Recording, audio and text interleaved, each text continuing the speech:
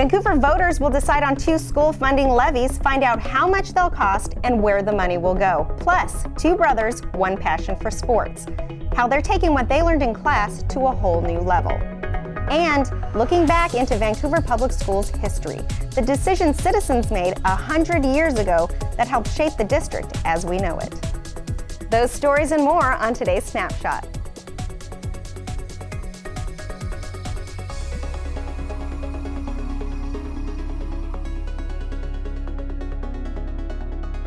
Hello and welcome to the show. I'm Elena Buller. We're only a few months in, but it's already been a busy year for Vancouver Public Schools. Today, we're going to take a look back at what has happened so far and what's still to come. Here's a quick rundown in our snapshot. The district is nearing completion of its most recent strategic plan called Design 2. In February, voters in Vancouver will weigh in on 2 levies that will have a major effect on our public schools. And the district has been asked by the White House to take a national leadership role when it comes to classroom technology. Joining me now to talk about it all is the Superintendent of Vancouver Public Schools, Dr. Steve Webb. Steve, thank you for being here. Thanks for having me. Let's start with the district's ongoing strategic plan, Design 2. What is that in a nutshell? Well, in November of 2006, the Board of Directors authorized the Superintendent to initiate a strategic planning process really that would build upon the district's first strategic plan. That effort was launched in January of 2007 with the board adopting the final plan in January of 2008. And on the screen here, we have what emerged as the 4 strategic priorities. They're knowledge, creativity, and performance, which is really about instructional quality and instructional programs to improve student learning, culture and capacity, which really is about learner-focused collaboration and professional development in support of improved student learning. Time and space, which is about thinking differently about how we use time, space, and technology to maximize learning potential for students. And then relationships and connections, which really is about leveraging partnerships in service of kids and families. So now we're nearing the end here of this plan. What kind of results have you been seeing thanks to this over the last 5 years? Yeah, let me frame this a bit. Okay. We have been focusing specifically on 6 strategic initiatives. Instructional quality really is about focusing on improving teaching practices in the system, and I want to share some of the results. We're seeing significant gains in student math achievement, and in fact, in 2012, 90% of our 12th graders met the state high school proficiency standard in math. We've also cut high school and middle school core course failure rates by 40% since the launch of our Design 2 plan. And most importantly, we're seeing more kids get across the finish line in terms of being an on-time graduate. We've improved our on-time graduation rate by 10 points in the past 2 years, and that's a significant sign of progress. Programs of choice, you guys have a couple points of pride that you're proud of. Can you kind of go through those? What are they? Sure. Well, programs of choice really are about connecting kids to programs that they're passionate about that prepare them for post-secondary success. We have expanded the kind of program offerings that really give kids choice, including language immersion and dual language programs at the elementary. We've also just recently launched iTech Preparatory, a STEM early college program in partnership with Washington State University, Vancouver, and Clark College. We've increased the percentage of high school students enrolled in advanced placement and international baccalaureate courses from 3% to 46% in the past decade. And these are the most rigorous courses that are offered in American high schools across the country.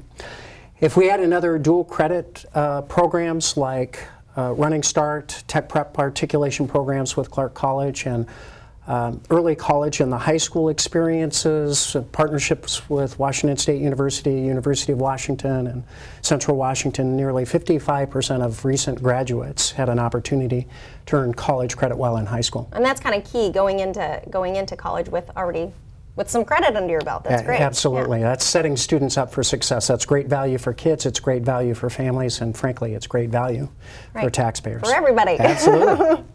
So, early learning, what are you guys focusing on there when we're talking about that? We're really trying to develop robust partnerships with early learning providers to prepare young children to transition school ready. And in fact, more than 2,000 preschool age children in schools with family community resource centers participated in early learning programs this past year, and we've seen that the kindergarten readiness indicator for all students has improved by 15 percentage points since 2007-2008. That's going to pay dividends in the future for those students as they matriculate. Is this pre-K then, what we're talking about? It's pre-K programs. Okay, perfect, yeah. Correct. So then they'll sail through when they get to kindergarten, and that's kind of a building block for success in the future. Right? Absolutely. Yeah, okay, it's about setting students up for success early in school. We know that will pay dividends in the future. Great. So, okay, let's talk about family engagement in the community resource centers. How you're getting the community involved? Yeah, this is really about the village. It's about schools, families, and community interacting as partners to strengthen opportunities for kids to learn and grow. Since 2008, we've expanded the number of family community resource centers in high-impact, poverty-impacted, high-need neighborhood schools from 2 to 11. We've seen the number of partnerships expand from 22 to 493. When you talk about partnerships, what does that entail? Is it individuals, businesses, all of the above? It's all of the above. It's individuals, it's businesses, it's the faith community, it's nonprofits, everyone who has a shared interest in making a difference in kids and families. We invest roughly $700,000 in these family community resource centers as a district. For every dollar that we invest, we're forecasting $5 in return in partnership contribution in service of kids and families. Really, this is about reducing barriers to student learning in our system. And that's huge. Absolutely. That's huge. So can you tell me a little bit about some of the progress you've made in the safe and supportive learning environments? Sure. With safety of students and staff as a top district priority, we're absolutely committed to making sure that our schools are safe places to learn and to work. In fact, we've established our own professional security team, which includes uniformed law enforcement officers at each of our comprehensive high schools. The district has deployed surveillance cameras inside and outside of our schools and on buses too. We work closely with law enforcement officials to routinely engage in interagency cooperation, and all of our employees have recently completed training this year really to prevent bullying and harassment in our schools.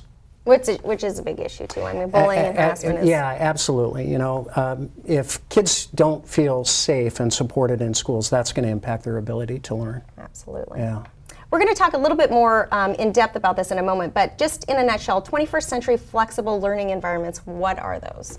21st century flexible learning environments really is about leveraging 21st century tools to maximize learning potential for students. And we've invested significantly since the launch of our Design 2 strategic plan with some strategic investments to prepare the system for full-scale implementation of this initiative.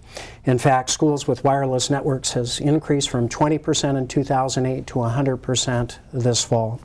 Classroom with standard technology equipment, which includes projection units, laptops, interactive whiteboards, also has increased from 20% in 2008 to 100% this fall. One of the biggest challenges this year is going to be informing the public about the 2 levies on the ballot this February. Let's take a look at some basics. On November 13th, the Vancouver Public School Board passed resolutions to put 2 levies on the ballot. One of them is a 6-year technology levy, and we'll talk about that one in a moment. For now, let's focus on the 3-year replacement levy for maintenance and operations, or the M&O levy. The current M&O is set to expire this year, 2013. If the replacement levy is passed, it will continue to fund education programs and services through 2016. Okay, Steve, as we mentioned, the M&O levy is a replacement levy. Vancouver has a history of passing these things, right? Yeah, 50 years of continuous support. Okay, so let's take a look at the numbers for this one. 19% of the total budget here is the local levy. Can you kind of explain what that's going to pay for? Sure. Virtually every area of the district is touched by that 19%.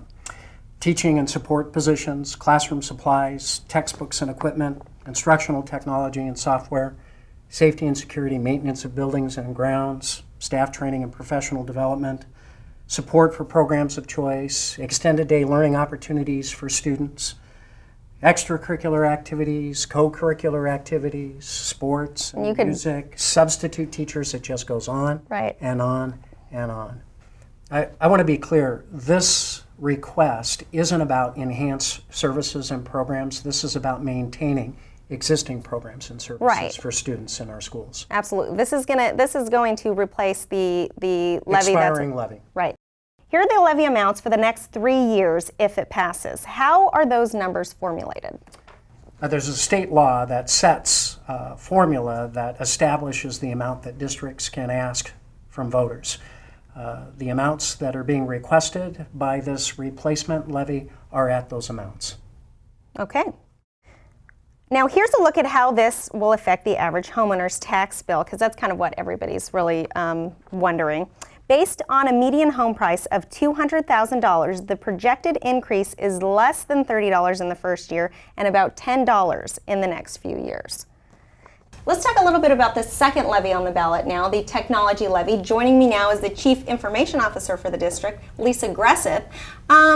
We talked a little bit about it before, but 21st century learning environments, what are those in a nutshell? Well, I think a good place to start is to think about the world and how it's changing. It's increasingly more global. In many ways it's more complex, and certainly we would say it's more digital. And our goal is really to prepare students for their future, and we see 21st century learning environments as a way that we can move towards that goal. In these environments, technology is really seamlessly embedded in every aspect of teaching and learning. So can you kind of give me an example Absolutely. of that? It means that in a classroom, for example, where we have iPads in place right now, a pilot classroom, that when a student has a question that's about learning, that they immediately can access that resource to find an answer. It's about teachers being able to find resources that students can then share in the classroom, so that everyone is learning not only with materials that are in the classroom, but with digital resources that take them far outside the classroom. What are some of the other benefits for the 21st century learning environments? Well, one of the biggest is the ability to really personalize learning for students. And what that means is that we understand where students are in their learning and also what their interests are, and then we find the right resources that help them learn to their full potential. The other piece is really around 21st century skills. We believe that in these environments, students will develop the knowledge, the skills, and the habits of mind around the kinds of things they'll be needing to do in life and in work as they move forward. Things like what are commonly referred to as the 4 C's, which are critical thinking, collaboration, communication, and creativity. And it's not just about spending. I mean, these tools are really going to save money in the long run. Can you kind of elaborate? Well, with technology, we can have access to digital resources that will reduce some of the need for textbooks, print textbooks.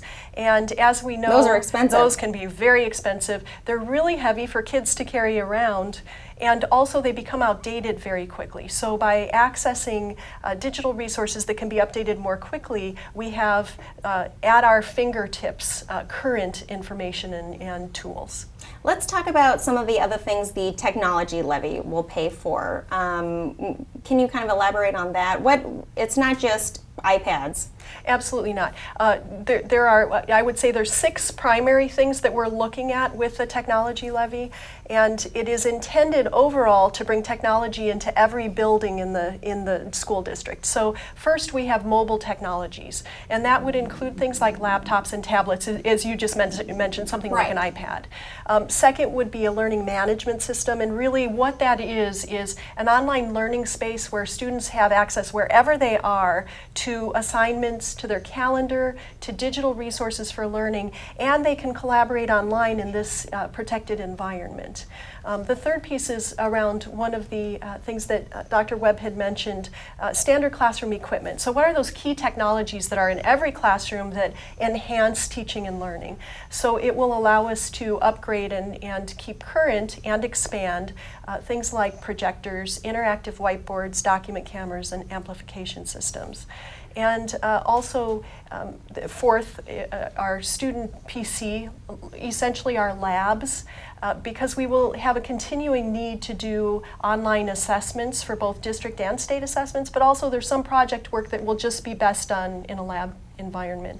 Then fifth is teacher professional development. So it's really training about blending and integrating technology into teaching and learning. And then last is the infrastructure piece. What are our network enhancements to support additional technologies, hardware and software and technical assistance? And you also have a plan to, I keep bringing it back to iPads, they're so cool, but getting a tablet or an iPad or something in the hand of every student, and how's that going to help? So our goal is over time to put a mobile device like a tablet or a laptop in the hands of every student in grades 3 through 12. And that would either be through a levy purchase and also through a bring your own device model, which we currently have in place in our secondary schools. And this comes from much of the self-study we've done, so the pilots that we've been engaged with in the last few years to see what happens when we put technology in the hands of kids. And we find that it really makes a difference. Kids are very engaged, empowered. We start to see that they take more, they are more self-directed in their learning. They are identifying their own questions, seeking their answers, collaborating with classmates in learning that is really reaching what they most need. And so through this experience, and also as we've watched what other school districts are doing and the benefits there, we really see that putting these resources in the hands of students and their teachers will empower and engage kids. It will absolutely help students to succeed and achieve, and then it also prepares them for their future. And that's basically what it's all about, right? Exactly. Preparing kids for the future. Let's talk a little bit about the cost. The proposed technology levy would provide $4 million annually for 6 years, beginning in 2014. Now, the cost for the average homeowner. For every $1,000 of assessed property value, the homeowner would pay 35 cents. So for a $200,000 home, that would be $70 per year, or just under $6 a month. Speaking of innovation and technology, Vancouver Public Schools is now an elite company. They're now part of the Digital Promise League of Innovative Schools. Can you tell me a little bit about that? Absolutely. Digital Promise is a public-private partnership that was chartered by Congress. Important to note that it's a bipartisan effort that's really about accelerating and encouraging innovation in education. And the essential charter is about thinking about research and development. So how do we know what advances in technology have the best impact on student learning? How do we work with entrepreneurs to develop products that really engage and help students succeed? And then how do we harness those within the power of technology to improve student learning outcomes? Steve, you took part in a summit of sorts this summer in Washington, D.C. Can you tell me kind of what you learned and what you talked about there? Sure. So we had a chance to meet with senior White House officials and Department of Education officials, really to talk about the administration's public policy agenda, and candidly to offer suggestions that might shape public policy in this country that would spur innovation in education across public schools in the United States. What is VPS's role in the league going forward?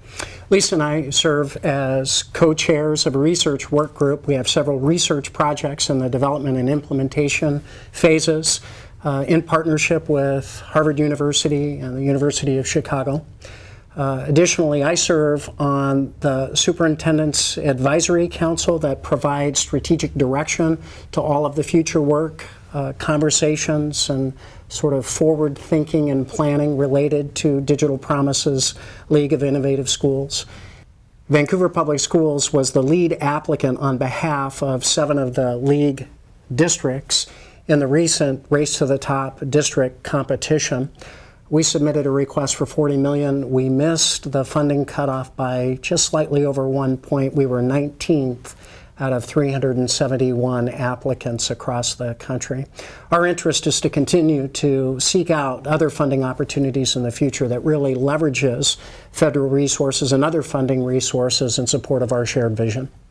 Okay, well, we just missed funding by that much, but maybe next time, and keep up the good work. Thank you so much for being here, and I hope 2013 goes well for both of you and the rest of the school district. Yeah, thank you very much. Thank you.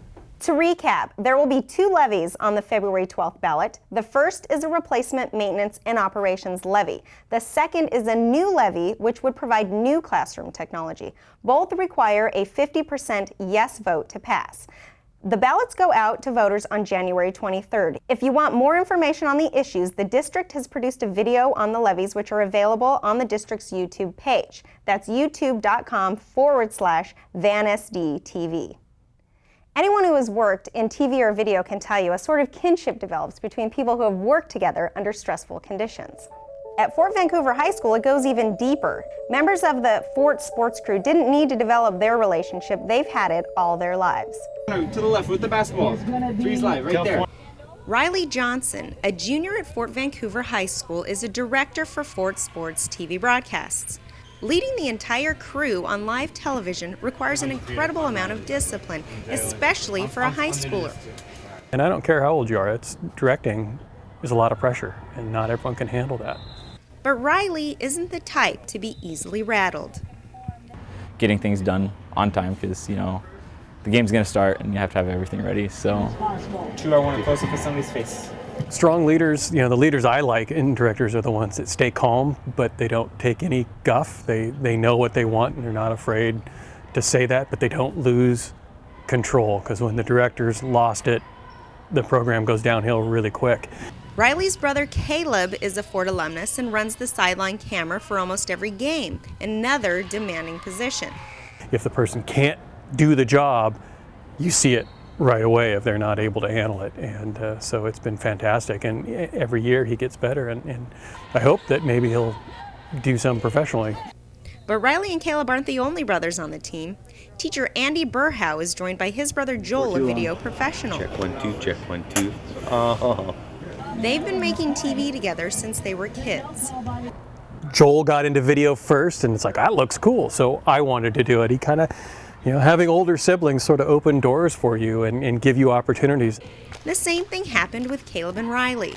I told him he should take video production just because it's fun, and I liked it, and so I figured he might like it.